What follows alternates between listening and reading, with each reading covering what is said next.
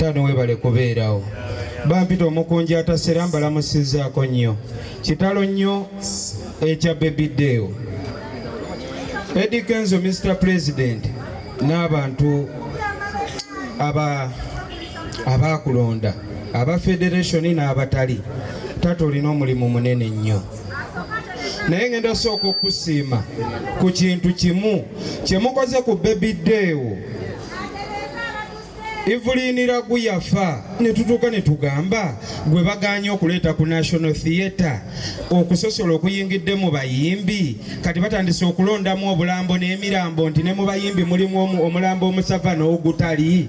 So njagala okwebaza taata nti ku kya Baby Day mutaddewo balance. Ekyo kitegeeza omuyimbi ne wanabawo akadongo kamu n'owa bandi n'owalaga n'owalege bonna bajja batya ekimu si ekyo bakyali.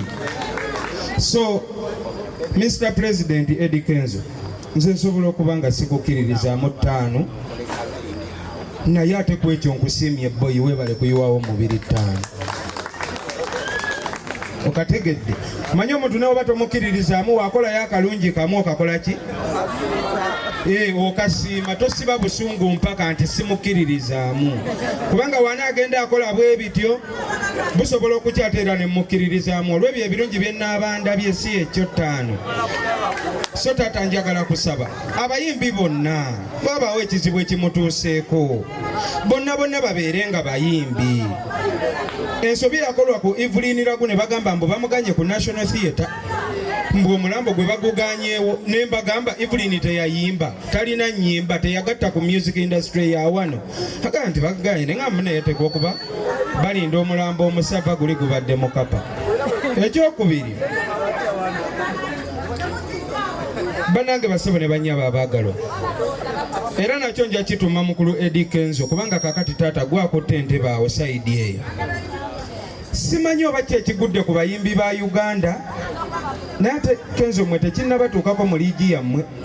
Ekyamazima Baby Day wona agenze okufa ng'endongo alina engeri ebintu gye bitagala agenze mu by'abasawo biringa bagambye abali mu maaso awo ttaano mbu mulina engeri gye muziyiza abalenzi.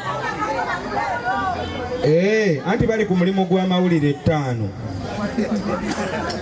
Papa Eddy Kenzo wabaddewo akasonga kange. Baby Day yakuba hiiti ye Kawanga Yogera n'ennyimba endala era abantu babadde bamumanyi era nga omutimba mu kyalo eyo n'atajja boyo obutebe babwasa. Naye endongo gyegenze ng'egenda mu maaso n'atagala ate atandise ofuuka omusawo omuganda ate akola ku balwadde n'abayimbi abalala bangi awo waliwo Jamie Kalicha kubungo bwagattagatta mpola mpola bangi bazze bagiraagira. Titanga pulezidenti nze nsuubira ekireeta obuzibu buno abayimbi bayimba hiiti ne bazifuna naye naafuna hiiti ate n'abamwavu nnyo ate nga n'omwana omuto ava mu kyalo ajja bamugambye woomala ofuna hiiti ogenda kuba bulungi. Daddy Eddy Kenzo kuba kati onsinga emyaka ate entebe gy'otuulamu eri waggulu eri gye mutuula nze nzikiriza akakodiyo k'okozesa n'amagezi n'abayimbi bano abalala baweeko.